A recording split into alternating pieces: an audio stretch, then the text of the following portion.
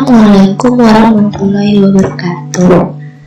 Selamat datang di video saya yang berjudul Manajemen Suplai Perencanaan dalam Sediaan Farmasi. Perkenalkan, sebelumnya saya Safadilah, MPM 32 kelas A dari Farmasi 2018 Universitas Padjadjaran. Apakah yang dimaksud dengan perencanaan sediaan farmasi? Nah, perencanaan sediaan farmasi ini adalah proses kegiatan dalam pemilihan jenis, jumlah, dan harga perbekalan farmasi yang sesuai dengan kebutuhan dan anggaran. Nah, tujuannya ini untuk menghindari kekosongan obat dengan menggunakan metode yang dapat dipertanggungjawabkan. Nah, tujuan dari metode ini yaitu untuk menghindari terjadinya kekosongan atau kelebihan stok. Yang kedua, untuk memperkirakan jenis, jumlah, dan alat kesehatan yang tepat dan sesuai kebutuhan. Dan yang terakhir, untuk meningkatkan penggunaan sediaan farmasi dan alat kesehatan secara efektif dan efisien. Dalam metode perencanaan dibagi menjadi 3, yaitu ada metode konsumsi, yang kedua ada metode epidemiologi atau morbiditas, dan yang ketiga itu ada metode kombinasi.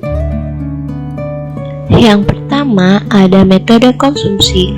Nah, metode ini berdasarkan analisis data konsumsi obat tahun sebelumnya dengan berbagai penyesuaian dan koreksi. Nah, metode konsumsi digunakan untuk obat atau alat kesehatan yang sudah mempunyai data konsumsi yang mantap. Langkah dari metode konsumsi itu ada melakukan evaluasi, estimasi kebutuhan obat periode mendatang, dan penerapan perhitungan. Adapun kelebihan dari metode konsumsi yaitu metode yang paling mudah digunakan. Nah, kedua, tidak memerlukan data epidemiologi maupun standar pengobatan. Yang ketiga, perhitungannya lebih sederhana, dan yang keempat, dapat diandalkan jika pencatatannya baik.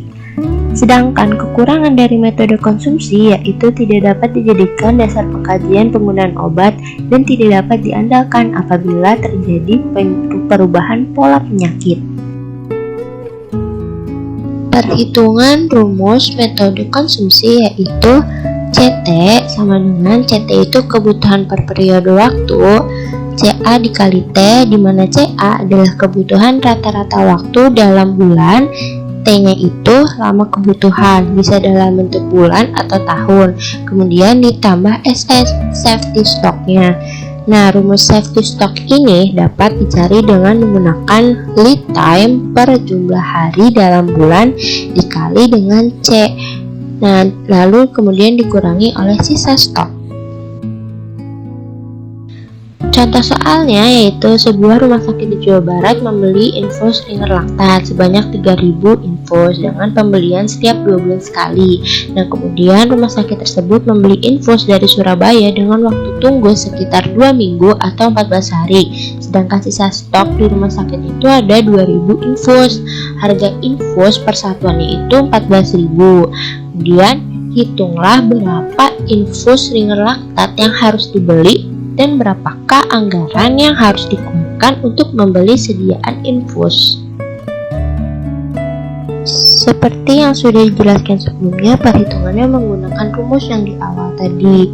Nah, pertama menghitung dahulu safety stoknya, dimana didapat lead time-nya itu atau waktu tunggu membelinya itu 14 hari per 30 itu jumlah hari dalam 1 bulan, kemudian dikali 3.000 itu jumlah sediaan infus Ringer Lactat di rumah sakit, lalu dijumlahkan dan hasilnya sebanyak 1.400. Kemudian untuk menghitung infus yang dibeli yaitu CT sama dengan CA dikali T ditambah safety stok dan dikurangi sisa stok. Nah, itu didapat CA-nya itu kan 3.000 botol dikali 2 bulan ditambah 1.400 itu dari safety stoknya dan dikurangi 2.000 sisa stok pada soal. Kemudian hasilnya itu jika dijumlahkan sebanyak 5.400 botol, sehingga anggaran yang harus dikeluarkan yaitu sebanyak 5.400 dikali jumlah per infus Ringer Lactat itu 14.000. Jadi totalnya Rp70.600.000. Kemudian lanjut ke metode epidemiologi atau morbiditas. Nah, metode epidemiologi itu metode perancangan yang berdasarkan analisis jumlah kasus penyakit pada periode sebelumnya. Dan jumlah kasus ini tergantung dari jumlah kunjungan, bor atau loss atau hari perawatan, frekuensi penyakit, dan standar pengobatan. Langkah-langkah untuk metode morbiditas atau epidemiologi yaitu pertama menyusun daftar masalah kesehatan atau penyakit utama yang terjadi, kemudian melakukan pengelompokan pasien, yang ketiga menentukan frekuensi tiap penyakit per periode, yang keempat menyusun standar terapi rata-rata atau terapi ideal, yang kelima dengan mengetahui data epidemiologi estimasikan tipe dan frekuensi pengobatan yang diperlukan, yang keenam menyusun daftar obat yang dikualifikasikan, yang ketujuh menghitung jumlah episode pengobatan untuk setiap penyakit, dan yang kedelapan menghitung safety stock atau jumlah obat diperkirakan hilang. Adapun kelebihan dari metode epidemiologi yaitu yang pertama, data konsumsi tidak dibutuhkan. Kedua, dapat digunakan untuk pengkajian pola pengobatan. Dan yang terakhir, dapat mendorong melakukan pencatatan morbiditas. Untuk kekurangan dari metode epidemiologi yaitu perlu waktu dan tenaga yang banyak, sehingga ada penyakit yang bisa saja tidak tercatat. Lalu, pola penyakitnya itu tidak sama, khusus wabah dan variasi obat lebih luas. Perhitungan rumus metode epidemiologi yaitu kebutuhan per periode waktu atau CT sama dengan CE atau perhitungan standar pengobatan dikali T atau lama kebutuhan dalam bentuk bulan atau tahun ditambah safety stock dan dikurangi sisa stok, dimana rumus safety stocknya itu lead time per jumlah hari dalam bulan dikali C atau sediaannya. Kemudian lanjut ke contoh soalnya. Kalimantan Timur mempunyai banyak wilayah hutan lebat, sehingga pasien gigitan ular di wilayah hulu cukup tinggi. Rumah sakit tersebut dalam setiap bulan menerima pasien gigitan ular sebanyak 5 orang per bulan. Standar pengobatan untuk gigitan ular yaitu antibisa ular diberikan 2 botol untuk 1 hari, terapi selama 3 hari. Asam tranexaminate diberikan 3 kali injeksi sebanyak 500 mg selama 3 hari. Kemudian ketorolac secara injeksi 3% diberikan 2 ampul untuk 1 hari selama 3 hari. Kemudian yang terakhir ada cefotaxime secara injeksi diberikan 2 kali injeksi sebanyak 1 gram selama 3 hari. Kemudian obat-obatan untuk terapi gigitan ular tersebut hanya tersisa 1 di rumah sakit, sedangkan pembelian setiap 1 bulan sekali dengan lead time-nya atau waktu tunggunya itu selama 1 minggu atau 7 hari.